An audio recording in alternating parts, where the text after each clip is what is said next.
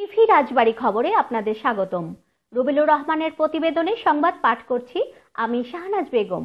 বঙ্গবন্ধুর জন্ম শতবার্ষিকী উপলক্ষে রাজবাড়ী অফিসার্স ক্লাবের উদ্যোগে মুজিববর্ষ বার্ষিক ক্রীড়া প্রতিযোগিতার উদ্বোধন করা হয়েছে। রবিবার সন্ধ্যা রাতে রাজবাড়ী অফিসার্স ক্লাবে আনুষ্ঠানিকভাবে এই প্রতিযোগিতার উদ্বোধন ঘোষণা করেন জেলা প্রশাসক দিলশাদ বেগম।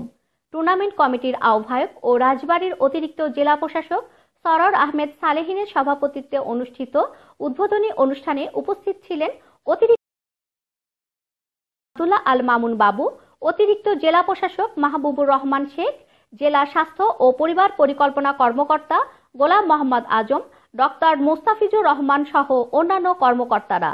আয়োজকরা জানিয়েছেন, টেবিল টেনিস, ব্যাডমিন্টন, ক্যারাম ও চেস সহ 9টি ইভেন্টে বিজয়ীদের মাঝে 19টি পুরস্কার প্রদান করা হবে। এসব প্রতিযোগিতায় অফিসার্স ক্লাবের শতাধিক সদস্য অংশগ্রহণ করবেন।